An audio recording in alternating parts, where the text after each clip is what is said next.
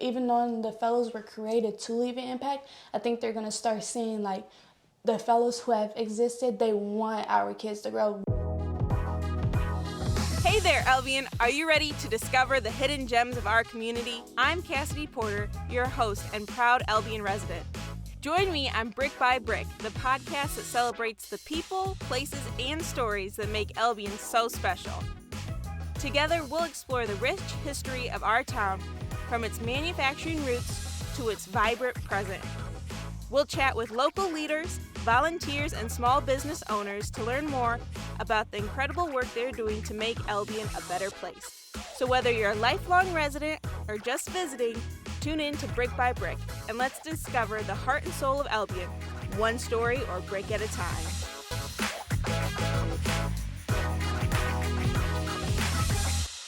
Welcome back to the Brick by Brick podcast. I'm your host, Cassidy Porter, and today I'm joined by two Albion College students, Build Albion Fellows, Albion College Big Read College volunteers, and Albion locals, Malena Solis and Breanna Ridley.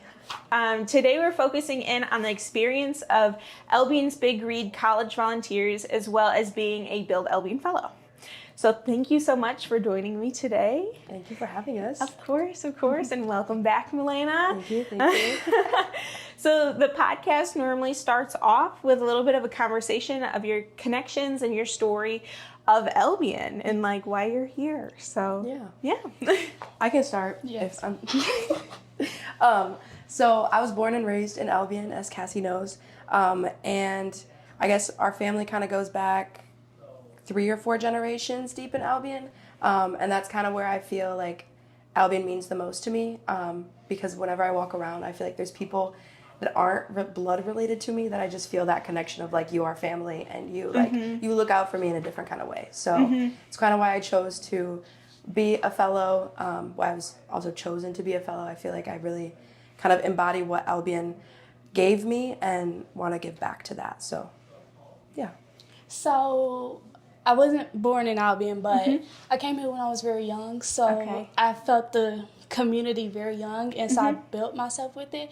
And it's just like, with seeing how I was raised and how the people helped us, it's just like seeing how it was, and I want to do the same for the kids coming up, just because they put a lot of attention on us. So I love helping Albion. That's great. So what are you both studying in college then?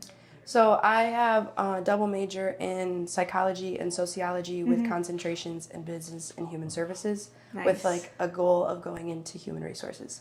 That's great. So I'm actually a sociology major too, and my minor is education, and I plan to go into like foster care a little and stuff, because I am adopted too, so I plan to continue that and help out a little. That's great. Yes, That's thank great. you. So we recently had Jess, Nels, and KJ from the Albion's Big Read, yes, and we discussed in depth the past 10 years of that great and phenomenal program. But this isn't the only program that you two are a part of that is celebrating 10 years. The Build Albion Fellows is also in their 10th class of students, which is awesome. As another alum, I'm like, yes, we're here. We made it. So can you both explain a little bit, like, what is the Build Albion Fellows? Yeah. So from what I've always been told, it's kind of the bridge between the college and the community. So it's the way to give back from locals' perspectives. All 3 of us grew up in Albion. So now how can we give back to the community with community service work, while still elevating the colleges and the people at the colleges' knowledge of like kind of what we do, and also like who's in the community, while still giving college education to the students from the community. So yeah. Like she was saying, basically, like leaving an impact, like building an impact, but leaving an impact too. Not with just the community, obviously, but the college too. Yes. So why is it important for you two specifically to be a part of the Fellows program? So I think a big thing for both of us, not to speak for her too, but and you, is that the money factor in college these days is expensive, and I think it can be really hard to move, like to have to move all of that experience away. And so sometimes it can be really helpful. Like the Fellows program is a scholarship program, but they like not everything is paid for, but it still gives you that, like, you have your family and you have your people here that are looking out for you. And so I feel like your college is like free in a way because there's so many people that are still looking out for you because you never left. So yeah, I think that's also what it. Yeah, it's really like not even just like the same thing about the impact. They're giving, like, they're leaving an impact on us, like, as helping us, and obviously tuition helps so much, but it's also like when you come in, you know you're going to help the community. It's not like, oh, we work with the community or anything. You know you're going to be with the community. So with you being in college, you're still with your town. You're still feeling that love and stuff. So I think it actually leaves like a little more support for us. Yeah. I always felt like it was a great way to still give back to the place that like you were raised in, that like helped you come to the place that you were at. And then, like, you know, you continue to grow and continue to see different parts of your community. Like, I feel like it's also a way for us as locals to be exposed to other parts of our own community. Yes, it's so easy to, like, fall into, like, that. Like, this is my everyday routine, and then not see anybody else. Right, like, you're in those organizations, so you don't know the other organizations. But I would say that's probably one of my favorite things about the fellows. The placements that we get. Like, you usually get one placement and you stay there for the majority of the year, is like the goal. But you always are going to other people's placements to help out and just give back to whatever they need. Like, if you want to speak on that event you just had recently, and like how other fellows came to support you, even though that was like your thing. So with me throwing a kids event recently, it was to help the community, and it made me happy about it. But seeing the other fellows come, especially so many freshman fellows come, it's like I feel like they felt like this is what this should feel like for us. And I love how we do things, like not just for our placements and stuff, but wanting to do the extra mile of being like, you guys are obviously seeing us here, but we want you to see us wherever you can. Wherever. Feel the support from us too, so they can feel like we're helping them kind of like with their college and stuff, ways of going, but also we're helping them by staying connected and making sure they feel our love. So having that inner support system of the fellows itself before you then go build out more in the community. Like the freshmen and all the fellows, like, but also knowing the freshmen are coming, like they want to feel the dedication. So I think that's like a big thing for us. Like, we obviously as fellows already, we know how we feel about them and stuff. Like, we know the impact it's left on us, but like the freshmen coming in, I just love how they're finally able to be like, this is what a fellow's like. You have that fresh face. You know, you get to have a new impact, and it's so new for everybody. Like, it's new. It's a new program for you to be a part of. It's new for you to be going to college. So like, it's like you already have this support system too when you start in the fall, which is great. And I think that's also like to bring back that other point of saying, like, we grew up together, but we didn't spend a whole lot of time together, like growing up. And so it's like that we get to meet people and build that relationship with other people that share that like love and support for Albion. So that is great. So how does the Build Albion Fellows program then tie to Albion's Big Read? So it can be considered a placement. That's like the first thing. So Bree right now is a current fellow, and she is placed with Albion's Big Read. She has other placements, but like because of the magnitude, because it's really only in the summer and then September and October, it's like a partial placement. It's kind of like it could be your thing and then you do something else. But I think that's like the number one thing on how it combines. But it's also really cool because we have kids in the Big Read.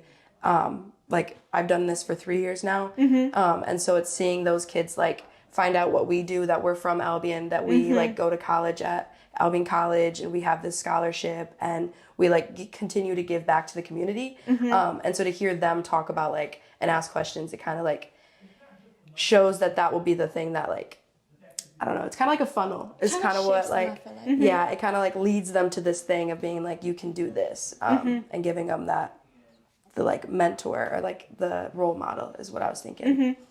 Just like also because they don't, with them being leaders, they don't know how much we go through with this. Not only is it a placement if we would feel like it, but also you have to interview to be a CV. It's not like you're just like, oh, I want to do it, it's my placement. It's like you actually have to have dedication, and Jess and Els, they do the interviews and stuff, of course, and they feel who they feel is better for it. I like how it's not you just be placed there. It's like you have to have like You have to want earn to it be there. and want it, Yeah. And I feel like with placements like that, like even like a placement going into fall, obviously we don't have to do it anymore. But like us wanting to still, like knowing we're not getting anything out of it for the most part, but knowing we're still building, like, because we build a family with Big Read. It's a Big Read family. Yeah. And by that point, you see the impact. And so it's, again, like, to bring back up what the impact that our community gave us, the reason that we went to Albion College, the reason that we chose to become fellows is the same reason why we choose to continue to give back to the Big Read, even after the, like, commitment might be over. So, yeah, I think that, like, impact that we see from the kids is really the thing that, like, drives, at least me, like, to come back. Me too. Yeah. So then, focusing in on that a little bit more, what does it mean for you personally to be a part of the Big Read? It's rewarding in a different kind of way because I was also a big read leader, as so were you.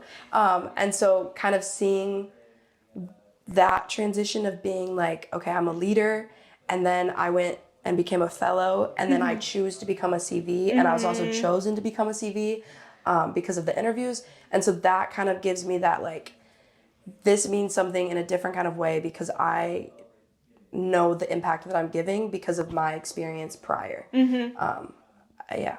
With me not being in Big Read beforehand, like as a leader, me coming in as a fellow, saw them and I went to the stuff and I was like, you could feel the love they had for it. So it's like me knowing that I wasn't part of it and get to experience it like they are, me knowing that I'm leaving an impact on them though again, like knowing that I have like a connection with it, not just like, oh, I didn't get all the years with it, but me knowing that now I'm with it, it's lovely. Yeah. And not to speak for you, but you also have a different relationship with a lot of the leaders outside of the program. Yes. And so that's where, like, I don't feel that as much, but, like, I feel the, like, I was a leader, I know what the Big Read is about, and I want to give them that experience versus you coming in knowing what the Big Read is about and, like, having the, like, kind of adult perspective on what the Big Read is and being like, I am also from Albion, I know what you guys are about, so let me give this experience to you. Yes, just because I do a lot of mentor programs also, like I understand how you were saying it. I do a lot of mentor programs and like I saw all these kids grow up in some shape or form and like even me having to have a different relationship with them in the Big Read, like more boundaries, more like different than like I was part of 4-H for a few years and me being in charge of them there and then some of them being there and like I'm not in charge of them but like I'm here to be there and support them, help like, them grow. So like it's a different structure. So like with me not being in Big Read when I was younger, but me knowing all of these kids and having not kids, leaders, but like seeing them grow up, it's like I have that connection and they feel like they're safe with me, even though they're like she doesn't have as much history with us. I like that I can still feel that connection. They can still feel it. It helps build that family bond a little easier.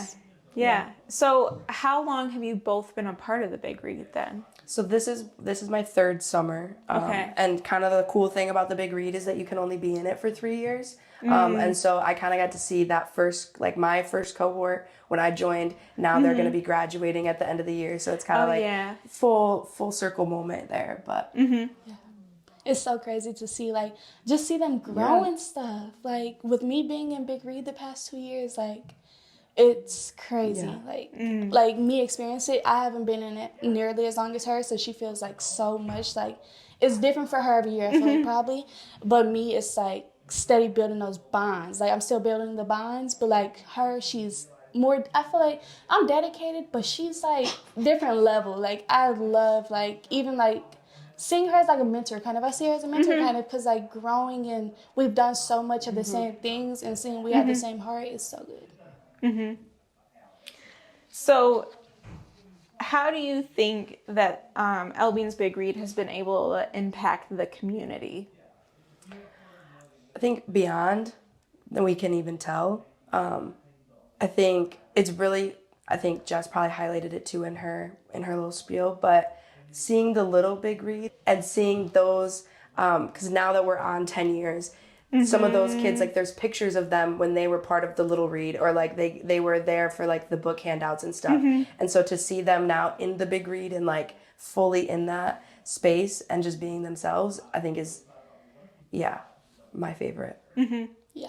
Like even seeing them like for my first year of being in Big Read, like seeing like them now, the ones that's not there anymore, that aged out, it's like seeing them even mature even more. Like it's like even just because we're not with you in it for the summers anymore, it's like we still see you grow and stuff. And so I think that's like my impact that I see for Albion is like at all the other events that we have in Albion is how much the Big Read is still the Big Read, even when we're not in the space together.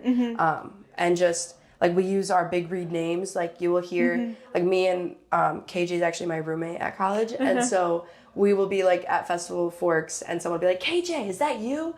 Oh wait, Malena's there too. And so it's like that being in the Big Read without being in the Big Read, and you carry that on long past you're actually in it. I know there's so many leaders' names that they chose only for the Big Read that are now like in college or about to graduate high school, and they still go by that name for Big Read people. And I think that's like the thing that it's a different kind of family within Albion that just never stops growing.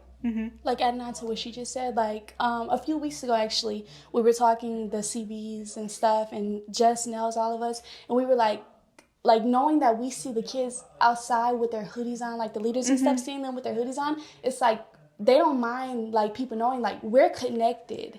So it's just like seeing that it's like they don't care if they see like, oh, what are y'all got the same thing on for? It's like we're together, we're connected. Yeah. That is a great feeling. So what kind of skills do you think that you've personally been able to gain from working with the Big Read that you'll be able to carry on with you for your careers, for your other volunteer work, and really in life? Like, Gotta go back to that training real quick. Because I think my first answer is like creativity. I think the Big Read offers us to kind of get, what are those? It's playfulness, curiosity, and there's a something. But like there's kind of the training that we go through to be CVs reminds us what it's like, and not even reminds us, but allows for it to be a space that is okay to not feel like the societal pressure of like, depending on what age you are. Like we don't, there's not, like we come into a space and something that is a pencil is now like, today we were putting it on our hand and then trying to catch it and then stacking up as many pencils as we can. And just doing little things that I think rewire our brains in like a better way, like kind of give us a new kind of outlook on life. I think the Big Read does that in a very positive way, and allows for us to be kind of that. I don't know, I feel like some people, not even some people, but society kind of makes us feel like we shouldn't be as creative as we grow up or as like playful with each other or just curious about what we're doing. And so I think that space gives us that power back, and then gives us the power to lift the leaders up, to remind them that like life isn't serious and it's too short to be acting like everybody says we should be. So I would even say like playfulness, like just because as we do get older, like she said, we are told to be more serious. You have more things to be that's more important to you, and it's not so much playful anymore. But it's like being in the Big Read, like it could be like the most serious thing. Like we actually talk about the book, and which is one crazy summer this year, which crazy one crazy summer even now. But like seeing them, like it's like you see how they're actually interested in the book, and they're actually like they know what they're talking about. But like seeing us like just like switch it to make it like not competitive, but like we make so many games and stuff, they get competitive, and it makes them like want to be more dedicated. So I want to keep that continuing, like even when I get out of it, like the mix of like playfulness, creativity, but then also like learning with that curiosity around the book and everything. That's always been, I've always thought that's been an interesting part about the program, is how there's like so much like unfiltered joy that goes through it, and like you can be so authentic, and like that's the goal is that everyone can show up authentically and show their goofy side and show like this. You don't have to be what you think you're supposed to be. You know, exactly. Yeah, I know. I love that part. Literally, it's like you know how you like people say you have a front, so you kind of like, but it's like getting beneath that kind of like, you have to like be dedicated to want to see it.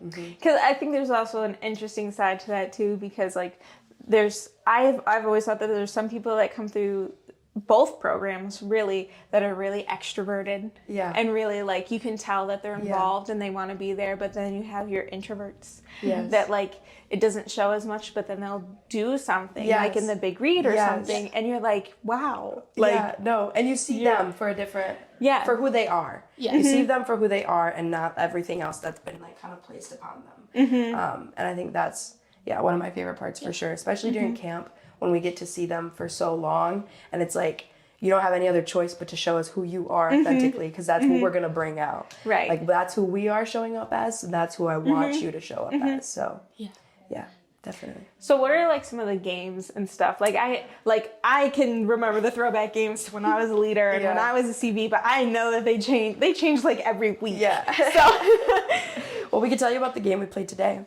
So today we played, actually, Akaya Ridley, shout out, was the one that came up with this last year. Okay. And it was Rochambeau Kai.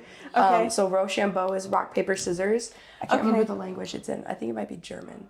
Okay. But Rochambeau is rock, paper, scissors, and so it's big in the big read, and that was what we played. So it's like there's one hula hoop and then 4 hula hoops that go kind of like in a T shape and a giant like cross, and then groups are on either like your 4 sides, and then they put a ball between their legs, and then they have to jump through the hula hoops at the same time as the other people are, and then whenever they reach that person from the other side, they do Rochambeau. Okay. And then whoever loses goes back to their team, and whoever wins continues to jump. And the whole goal of the game is to get everybody from your side to that side by beating the other people with Rochambeau. So that's what we played today. Yeah. And it was pretty intense. There was definitely some like hula hoops that got a little too bent. And there was some balls that dropped, and people were like, oh no. And it was pretty grassy out there. So a lot of people were covered in grass, but it was a good time. It was very fun. It was like, it was so fun, but it was also like, you saw the commitment. You was like, we're not losing. We're not losing. Like, even like the quietest little introverted person. Yeah. Hey. You see the competitiveness come out of those quiet people, especially in the big read. I remember when we were leaders and the like notorious like donut eating contest, like eating the donuts off of a string, and it's a competition. Yes. And when Kiyoshinique decided to take that on, and she won, and like the most introverted, quiet, shy person, and it's just like, I'm gonna do this, and I did it. That is like what she is known for with the big read, and I absolutely love that. And I love that like people can have these stories that connect back to the leaders about them being playful, about them being like part of something so much bigger, and they don't even know it too.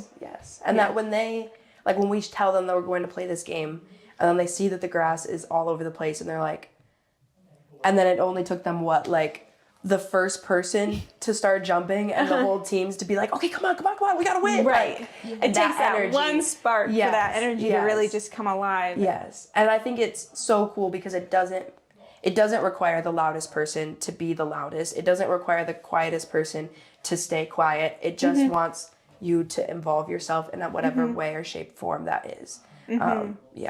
There was one dude, he was, I'll get the ball for us. Yes. Thank you. Because when we throw it back, we throw it back, who's going to get it? He's going to get it. That's the difference.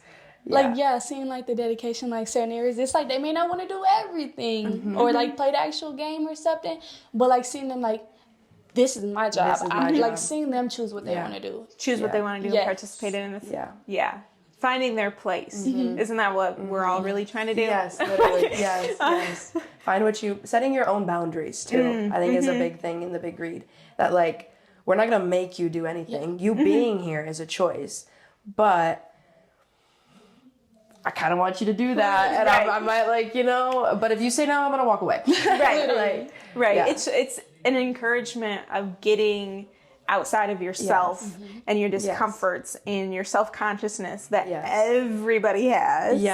And just realizing that if I'm going to be silly and goofy, and if I stumble and fall, okay. Nobody's laughing at me. They're laughing with me because I'm having a good time. Right. Yes. Yeah, right. Definitely. There's no reason to feel self-conscious and in that box while you're in this space, and really wherever you are. And that's like the cool thing is like after the big read, you leave and I think a thing that was like in my mind just previously that like goes to this point is how many family members we have now, like cousins and brothers and sisters that are just, they might have been in the program 5 years ago or they might be in it now, but they still know what their sibling or their cousin's experience was, and they're like building off of that. And so we're getting within like those family relationships, and like they're taking the big read with them. And I think that's it's even like seeing like how Big Read is going like this summer. It's so many of them that's actually family members that stay with each other and stuff, and seeing them like bond differently than they would like at home or something. Like seeing them actually want to build that Big Read bond with them, I think it's different. Like, because we say Big Read love and stuff, but I think it's like even they feel like the difference with like this is being Big Read love, but this is like when I'm gone like or something, this is family love. I think it's like that as extra support to them and stuff, to not feel like so like, oh, I have to be with my cousin or my sister or something. Or I share this space with the person I share my house with. And do you feel like, or have you noticed, are there like older siblings or cousins or something that embrace that like Big Read joy more and kind of support like their younger cousin or their younger sibling that comes in? Do you see that kind of energy transfer? So as someone who has been in it 3 years, and I don't want to like speak too much because they could probably figure out who they are, but it's kind of seeing that I graduated out, and not that like you haven't, but like I'm going to be a little bit closer to you because I want to know what's still going on in the Big Read. And like, I want to feel that love, even though I don't get to be in it anymore. And I think that's also like the cool thing about the program is Jess and Nels realized early on that like, you never stop being in the Big Read. Like there's only a short time that you can be a leader, but once you're there, like you're in the Big Read. That's when you become that ambassador. Exactly. You're an ambassador. And so I think that is like the really cool part for family members who have graduated out and get to see their like their littles in the program and like, oh, so what did you guys do in the Big Read today? And like still feel like they're a part of it in like a different kind of, I know what it's about, and I have graduated out, and like I still want to be involved in it. So especially during camp when they come back. I was just about to say that. If you want to speak on that, I think is one of my favorite times too.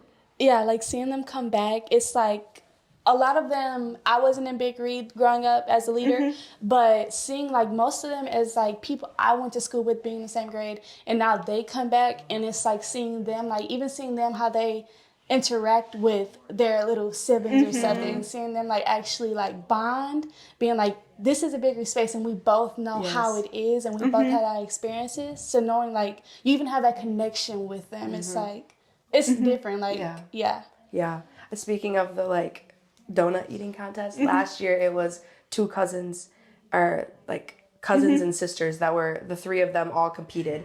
And one was like, we've been calling them our Big Read babies or like our newbies this year, like the first years. And so it was like a Big Read baby, and then someone who's like been in the Big Read, and then someone who's graduated out of the Big Read. And so like all three of them, it's like seeing that, and like kind of what you were hinting at is like that, how you change your attitude, like when you're walking into the space. So from the one that graduated, she walked up, you're gonna lose. Like, she already knows. Like, she has that, like, confidence. And the other ones are like, you're not even in it. You don't even know what it's about. Like, kind of deal. And it's just seeing that kind of relationship, which we know is different than what it is at the house. And so seeing that in the Big Read and allowing the ambassadors to come back and still be, like, we give them that same love is one of my favorites too. It's even like the celebration at the end of October when the author comes for the book and stuff. It's like seeing them like they're like seeing the old Big Read people, like the ambassadors coming back, and it's like they even want to sit there and just see the kids the leaders get congratulated and stuff, the CVs and all of that, and seeing like, wow, like I'm glad they're doing it. Like they're experiencing what we experience, and like we know what they're getting out of it, kind of, and knowing like they're not just in it for fun or playing or something, but it's like we know you're building connections, even if you don't realize it, we realize it, and it's just like, wow, yeah. So looking a little bit beyond the Big Read, what else have you been a part of or involved with during your time as a fellow? Okay, I gotta think a little bit. So before I start, so even before I started being a fellow and stuff, I was a leader and a mentor at 4-H. Okay. I've been there for a few years, and obviously we do a play at the end, and we build that connection with them over the 2 months or something. But then seeing them like afterwards, so like 4-H is great. Like I was writing the plays too, so it's like seeing what I wrote being like them doing it, and it's like they're actually interested. So 4-H is a big one for me, and then also I do a lot of things with the fellows alone. Okay. Like I don't do a lot of placements anymore with like going and seeing people anymore. Like like experiencing like the kid programs and stuff. That's that's what I mostly do. But like I even did like Harrington the past 2 years, and it's like, yeah, like seeing all my placements together. Like I love them. Like I have so many, but like seeing them together, it's like great. So you're really involved with like the youth in our community and seeing the impact in that, and then also helping build the actual fellows program and helping it function. Like, That's I've amazing. worked with so many kid programs. It's so nice because it's like, be like, you could be a fellow one day. Like you could be like, you could be one of like me one day. Like we could be like a family in that connection even also. So like all the placements, they come together and they like come full circle. It's definitely a different feeling. That's for sure. And I'm sure it will help you like build like in the future with your education minor and wants for your career to like have those experiences in the youth with the youth. Wow. yeah, you got it. Yeah, I got it. We got it. I worked with the Albion College admissions office as a tour guide, but more specifically worked directly with Mandy and helping kind of figure out what we could do with recruiting for the fellows and some new like strategies for that. So I spent like 1.5 years doing that, and then Big Read for the last 3 years, and then there's something else I'm forgetting. It's hard to remember all the details. It will come to you like randomly this evening because I've done the same thing. Yes. Like I know I've had 3 placements. Okay. That's what I know of. How did you feel like you left the impact for the fellows in the Big Read? Or where do you see that overlap? Okay. So for me personally, I was a Big Read leader for 2 years. So I was in the first class, you know, woohoo. I was in the first class of the leaders, and then moving forward, I was also a CV for 1 year. And for me, with my CV experience, it was so amazing to come back and see how the program had even changed. Like knowing that those, like something that I loved when it first started, still was around to be able to do that thing. So and still gave that impact. So being even able to give that impact for 1 year that I did was a great feeling. Now I was a college volunteer during COVID. So that's what I thought, because I was in that we were outside for all of our meetings. We wore masks outside for all of our meetings. So it was a lot of hurdles around like how we could interact and build those connections in different ways, which, I mean, you still were able to connect with the students and you're still able to connect with like games and everything. It was just such a larger like hurdle of thinking about how can we connect without touching each other, you know, because like passing things along and like being near each other is such a large part about the Big Read. So like, how can we do that still without actually being in each other's physical space? Because this was this was 2020 that this happened. So it was that summer. Yeah, I know. I remember that and summer. And there's so many questionable factors to it, you know? Like, we didn't even know what COVID was really at that time. We didn't understand it. And so we didn't know. We knew we shouldn't be near each other. Yeah. So and we knew we should be wearing masks. Right. So like, what can we do? So you really had to tap into your creativity. And I feel like my impact of being able to be a CV during that time, even just to help the program continue and not be one of the ones that was impacted by COVID and lost. Yeah. That's what I feel. No, I definitely agree that that year it was a turbulent year and there was a lot of room for it to go wrong. Yes. And I think that from what I remember, all of the CVs that were that year, like they made it as far as like, and they say it every year that the CVs make the program and everything. And like, and I argue that like Jess and Nels and KJ do their own like very difficult work. But it takes a village to do that kind of work, especially when you are like, you have to throw away all the training that has ever happened and be like, okay, now just go do this thing. We have to figure this out. Yeah, and you know, and I feel like a lot of you knew because you had been leaders and knew what the program was about, like from that side of it. But how do you actually do that when you can't really do any of the things that you have done before? So. Just like y'all both said, though, the creativity, you have to create like things so you stay connected. Like with COVID, it was I believe it was harder than we had. So that year, 5 out of the 6 were actually Build Albion Fellows too. So that was a large factor of it as well. Yeah. But like even like, you know, Big Read offers transportation. That's a huge part about the Big Read. So how can we still offer transportation, transport people, and live through this pandemic, and you know, like keep everyone safe. Keep everyone safe. And you don't know anybody's like home status. Like, yes, we're working with like young people who like should be healthy and okay to be in these kind of environments, but we don't know who lives with who. So it'd be really challenging to like even just talk about you're in a pandemic and you don't know what it's about. You don't know what's gonna happen, and so like, how do you show them that love, that everything's going to be okay, but then also like still being playful and curious and doing all the Big Read things in that space. So you did a very good job. Oh, well, thank you. Good job. Beyond that, like the crossover between like my fellows time and Big Read time, even after that 1 year of being a CV, all of those experiences led me to even be more curious about the community and like almost be a little bit more observant and things in those regards. Yeah. So like, I think it was my junior year, if I recall right. I don't know. They all kind of blend together. They all blend together. It was in college. One of the Big Read projects had been to put little libraries, one in front of the Charles Snyder building and one in Collaboration Corner. And I think that might have been a project like right after I got out. Okay. I can't completely remember, but I knew that was a Big Read thing. So they had been out for quite a few years.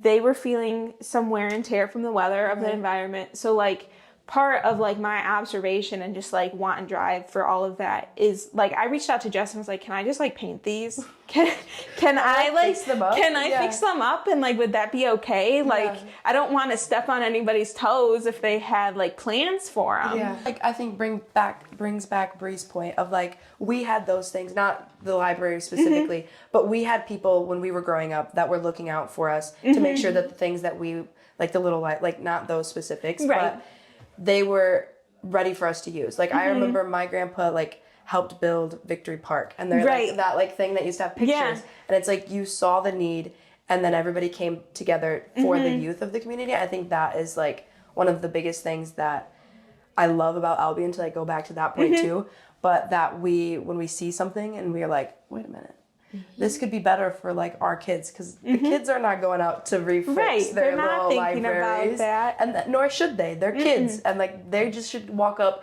and get a book that they want. And so that is really I love that. It's kind of that mentality of, you know, like we can have nice things and we should have nice things. We should, yes. You know, so like being able to provide those nice things, whether it's using your skills of painting. Or your resources Or of your grandpa. Using your resources in whatever way, because everyone has such unique skill sets and talents that they're bringing, because the same person that would be able to paint the little library might not be the same person who's capable of planting all the flowers on the ground. Like everyone brings something different to the table, and being able to provide that. I think that's also one of my favorite things about like when we get together with our fellows meetings is that everybody thinks so differently. And when you're in a space like that, where it's like you have all of these commonalities, you should just like in a perfect world, we should just think the same things. We all grew up in Albion. We all are fellows. We all do placements. We all like care about our community. But that's like the best part is that we don't think the same. Right. We don't notice the same things, but we also don't have the same resources, but we all get to the same point. Yeah. And we don't have the same interests. Yes. Like that's like we are all situated in this love for Albion and this opportunity with Albion College that when we come together, there may be some debating about how things get done. Yeah, or the right way of going about them. Right. But that's like part of the growth process to figure out really at the root what you're able to get done. And that's like one of the best parts of a good organization is if you can have those hard conversations, then that means that people are actually comfortable in your organization. Yes. You know, so. Definitely. And that they feel like they can talk to each other and that they're going to be listened to and that their ideas are taken into account. So I also think that's like kind of how you like you said, everybody's not going to be interested in the same thing. Everybody's not going to be able to do the same thing. But I think that's like what makes us work because everybody cares for something different. It's like we care for Big Read. That is our baby for the most part. You feel me? Like Big Read love for sure. But like some people care for the playwright more. Some people care for that more. Like the community gardens. Yes. Or it's even like working with the fellows to like bring working with Mandy to bring more fellows in, like bring more interest. We have a huge elderly population in Albion, and I know Tech Savvy Seniors is a big one that they're like been working on heavily, and like the people that are in that program, it's right for them. I work with youth. Yeah. There's things for everyone. The best part about it is trying to figure out where you can fit, that you're enjoying the work that you're doing, and you're able to use either skills that you have or learn new skills that are really useful in that regard. And I think that kind of leaves, like, going back to the impact, that leaves the impact. You know the impact you want to leave. You know what you want to do to... I saw them do this for me growing up, like the mentor program at Harrington. They helped 3rd and 4th graders. You had a college student with you, and you had that personal connection. It's like you know what you care for, and you know what was done for you, so you know how you want to leave your impact, which is like so great. Like everybody doesn't want to leave the same thing, like, and it's so great to know that. Okay, the youth are cared for, but at least we know the senior citizens are cared for. Like we know that they're cared for, and like. Not just the girls in programs or anything, but like also boys, like the different things. The different types. Yes.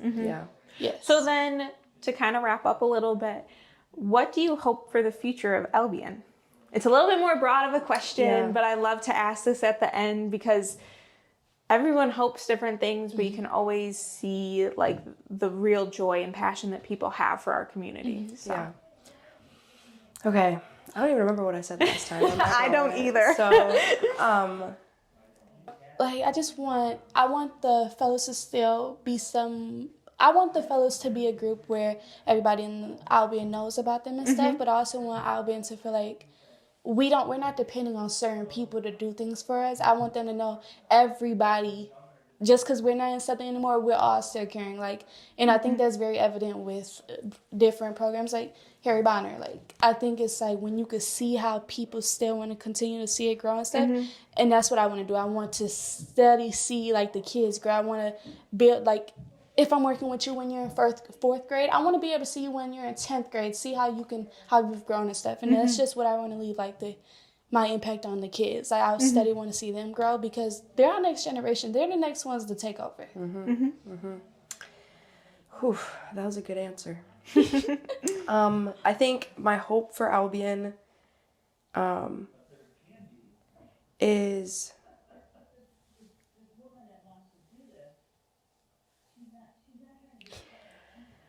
it's hard because I think I do like a lot of the things that Albion has going. And I guess the hope is that we kind of can bring a lot of those programs that we have already built and established together in a way to reach everyone. Because I think there are, just from my capstone project last year, I was working on getting a website that had all of the like youth programs listed out. And that kind of like opened my eyes to how many people don't have that like knowledge. And not only for their kids, but like for adults too, like knowing what is available for them.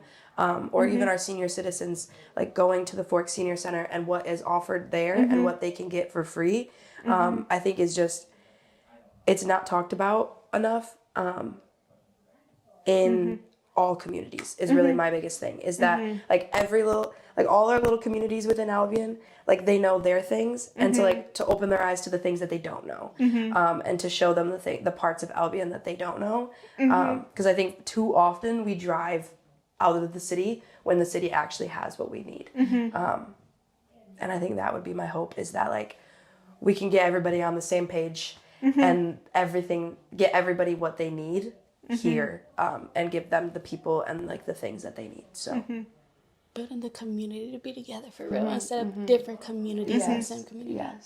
Yeah, it's like, oh, I didn't know about that event happening. Okay, well, I want you to know about that event. Right. It's not that I'm like, oh, you didn't know? How don't you know? I don't care how you don't know. I just want you to know next time. Like I what want would have helped you to exactly. know? Like, that's like with me with the fellows. I had no idea they existed till a week before I had my interview. Months after they had the interviews, by the way. But Ivan Green, he told me, he was like, yeah, I'm doing the fellows. And I was like, what's that?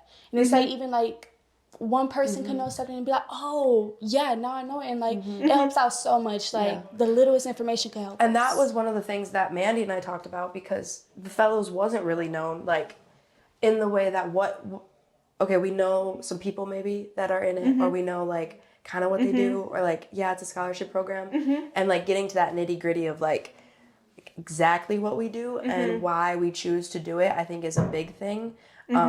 And which is why Mandy and I had like, when we were thinking about it, we're like, okay, we can't just send this to high school seniors, because what if we have somebody who has a high school senior that they know, and they're not looking for this opportunity. And so we sent out like a little blurb about the fellows to every single like address in Albion, regardless of whether you have a child. So I don't care if your kid's in 2nd grade or 10th grade, you could start thinking about this and start thinking about like how that could benefit your life as well. So that's what I'm saying. I think they're going to start, like, even though the fellows were created to leave an impact, I think they're going to start seeing, like, the fellows who have existed, they want our kids to grow, which is why I say, like, seeing them grow from, like, 4th grade to 10th grade, you can help them and give them so much. It's just really knowing who to go to. Yeah. And then you could go to anybody at this point. Yeah. Right. So then everyone's connected. Yes. That'd be great. Wouldn't it be a perfect world if everybody could just like be like, oh yeah, I know the person for that. Yes. I got a guy for that. That's one of my favorite things. I got a guy. Yep. I got a guy. Yep. I got a guy. Or I know that. Yeah, right. Yeah. I got the information. Oh yeah, no, I wait. already knew that. Go look for that. Yeah, right. Yep. Oh, you didn't have to tell me about that event. I already heard about it. Like that'd be great. Right? Oh my gosh, it'd be a perfect world. Yeah. What is your hope for What is my hope for Albion? I haven't been asked that before. Well, I'm asking you now. Oh, I hope a lot of things for Albion. It's hard to just be like, oh, I hope this. Right. Like, I hope that in the same sense that you do, that we can come together as a community and really kind of get out of this sense of like a silo work. Like we all kind of exist in these different subsections of our community right now. And it'd be great if we could break those walls a little bit, open up our eyes and like approach each other with understanding and kindness, and understand too that all of us just want the best for our community. Because that's the thing. I rarely run into someone who's heavily involved in our community who isn't also passionate about the community, Like there's always going to be people who aren't. And that's okay. And they just live here. And that's okay. And we show them the love. That's the bottom line. At the end of the day, even if this is just your address, it's just your zip code, you will still feel the Albion love when you go into family fair. Like, you'll still see that love. Yeah. So, like, I hope that we can come together in that way. I also hope that we can just continue to grow in all the different aspects that we can. Like, we can continue to improve our downtown, and that expands to Austin Ave, and, like, we just continue to flourish. So then people want to come and live in Albion. They want to choose to be here like we want to, and they just want to come visit. Like, they want to come visit, and you meet people on the street that are, and you ask them, like, what brought you, like, you see people in our community and you're like, I have no clue who this person is. And that's a great thing too. Yeah, you can tell that they're here and visiting and experiencing what our community has to offer. So that's what I hope, is that we can just continue on that growth path. Yeah. Thank you for asking me. Of course. I'm glad I love your answer. So well, thank you. Glad I asked. Yeah. Well, thank you again for joining me today. Well, thank you for having us. Yes. Thank you so much. There's so many thank yous. Gracias. Appreciate it. That's it for this episode of Brick by Brick. We'll be back with more stories from the heart of Albion. Until then, keep exploring, keep connecting, and keep building Albion's future.